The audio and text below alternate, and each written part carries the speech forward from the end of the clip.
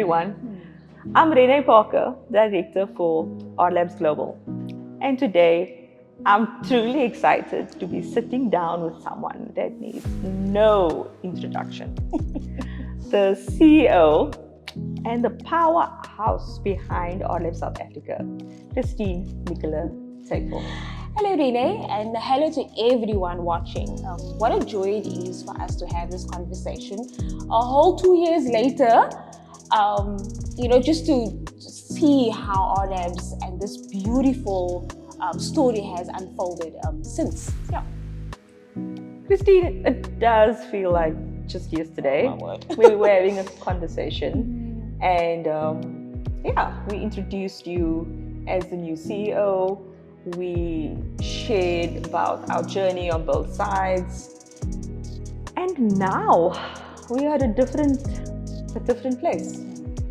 And RLabs South Africa is not only thriving, but it's playing such a pivotal part in our global expansion. Let's dive right in.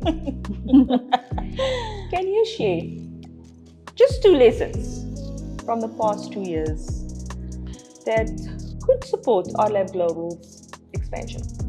Oh my goodness, there's so many lessons.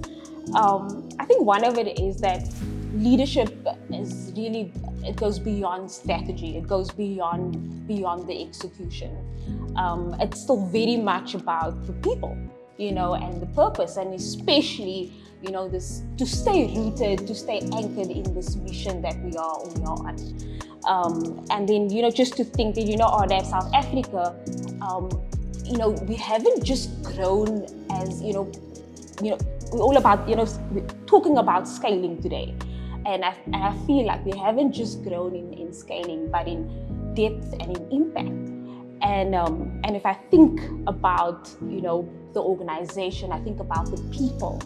And I have to share this with you and with everyone that in the last 2 years, there were so many people that went on and pursued their dreams and their businesses, and I was extremely upset. I took it so personal. I cried, because I was like, does this mean that I'm not a good leader? And, I needed to get out of it very, very quickly, because I realized, and I was also just reminded on this journey that, people will leave, and it's a good thing. It means that we are doing something right? So as the organization evolved, people will shift out. But what really moved me is that I could see just how people started growing within the organization, people taking up responsibility, accountability, and that was a lesson in itself. 2 lessons, I think, worth sharing. Yeah. Thank you, Christine. I do feel now more than ever we are ready to be expanding, and just based on your lessons. And I actually just want to, just thinking about RLabs, our global expansion, and we're building new hubs, we're going into new territories, forming strategic partnerships from a different place than we did before. And the anchor role for RLabs South Africa definitely becomes more important. It has been becoming more important. So from your perspective, what do you see, or at least how do you see RLabs South Africa supporting this global growth? At its core, RLabs South Africa, I believe it's been designed as a model hub, meaning, we're meant to multiply, we're meant to be replicated. And if I think of RLabs, I see it as a living lab, of innovation and systems and culture. And our role as South Africa is to become that center of excellence. And I say this really boldly. And I know a whole year later, you're going to ask me, okay, so how what risks have you taken, Christine? What have you done differently? But I think it's important for me to mention it, but not just for us as a team, but also just providing that support, providing that mentorship, that knowledge, especially for the new hubs across Africa. And so our focus is now is to build those the leadership pipeline, which is absolutely crucial. It's to build those toolkits. So it's really, but also a sustainability model. So that's crucial, but more importantly, to ensure that the local, that local essence, that we don't lose that. That's really beautifully said. Because of course, one of the things we've always believed at RLabs is that local impact drives global change, as you rightfully just described to us now. And the heartbeat of our movement has always been community. So what are some of the practical steps you and the South African team, because we know we need a whole team to do it, what are some of the practical steps that you and the team are taking to support the new hubs? I mean, one of the key, I keep saying one of the key because I just feel like all of it is important, is the practical steps would be for us to create, this mentorship network. And I mentioned it before, building this leadership pipeline, but not just building it, but actually walking with these leaders as they are building in their different regions across the world.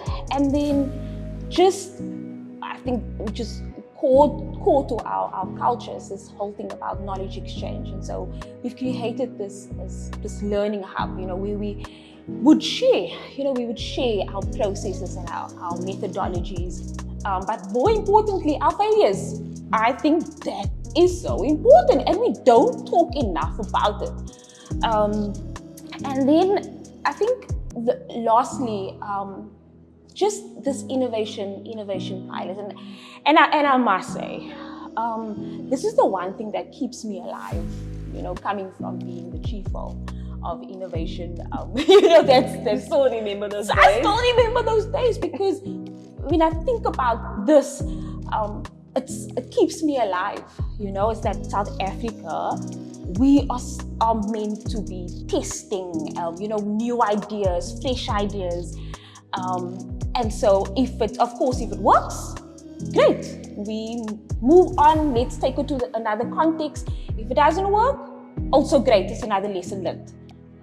Those are just few of the practical steps that we are taking. So yeah.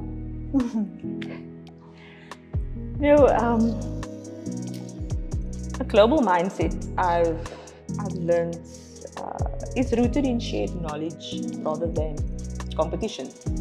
Right? And that's, I think, one of the things that really makes RLabs stand out. We get the question quite a lot, especially through these learning journeys and knowledge exchanges that we have, and we have university students asking us about, who do you think your competitors are? Who's your competition? And we always say, we don't have, because we're not competing.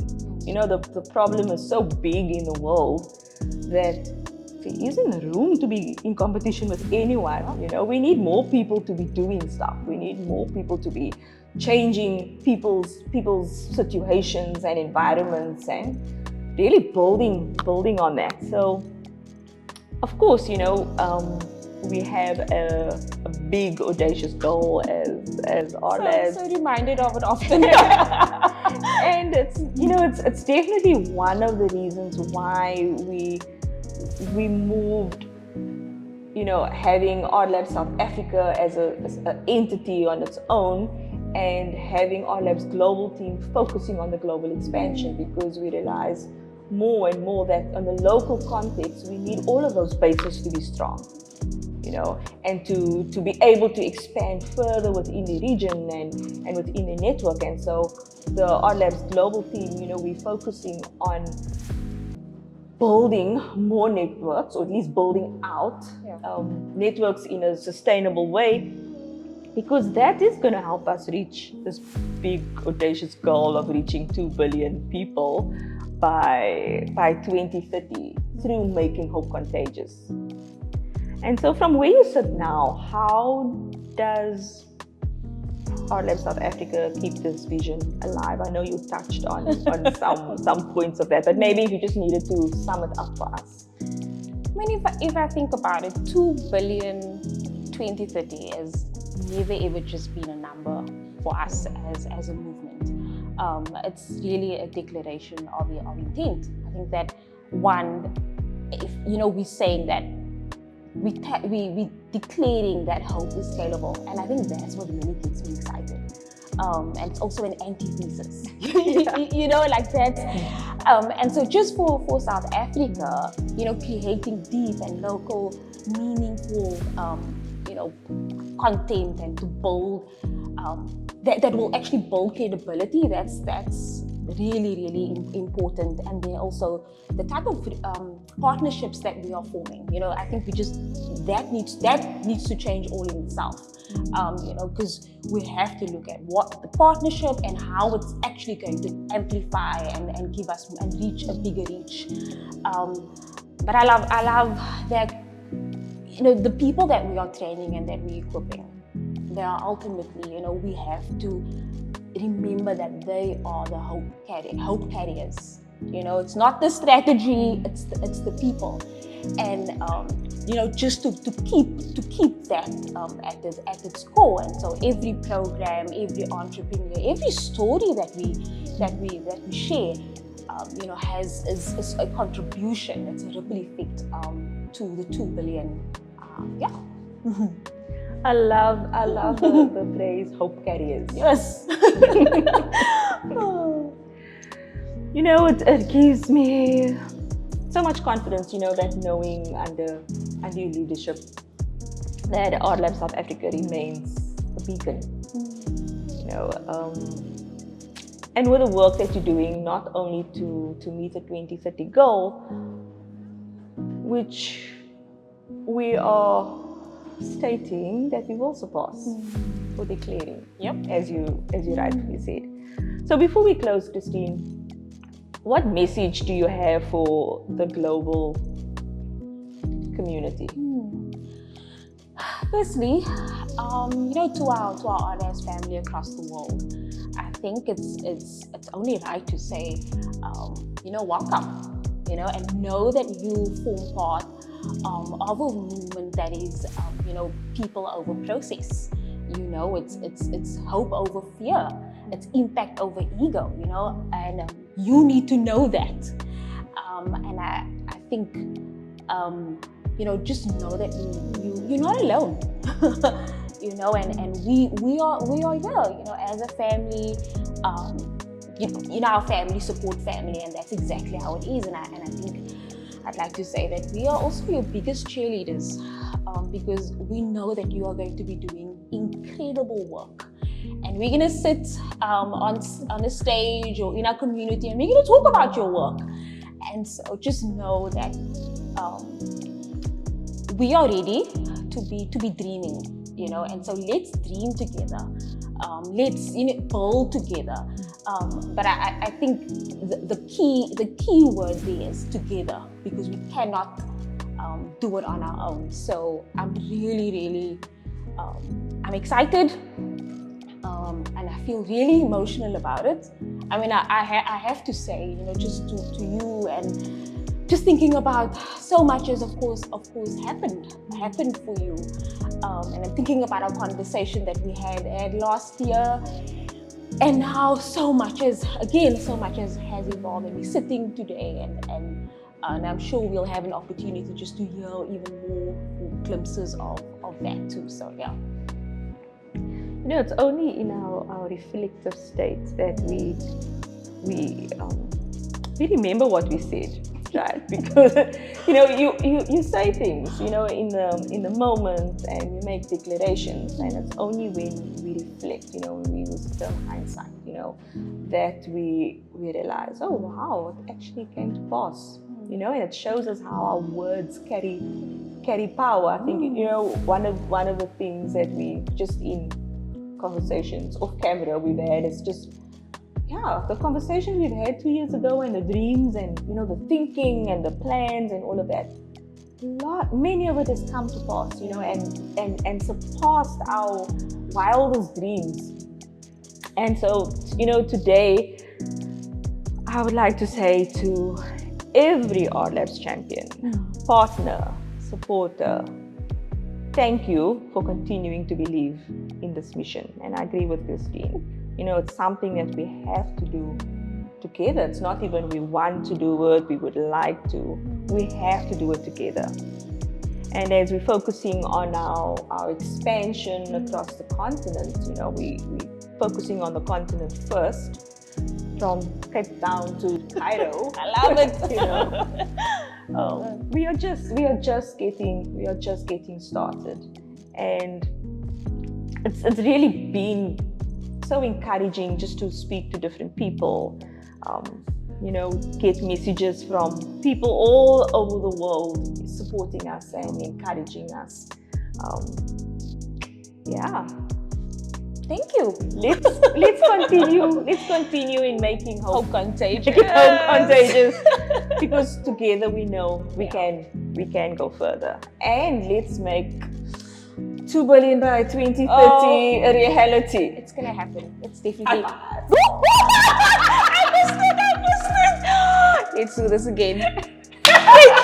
Thank you so much, Rene, for having me. Thank you.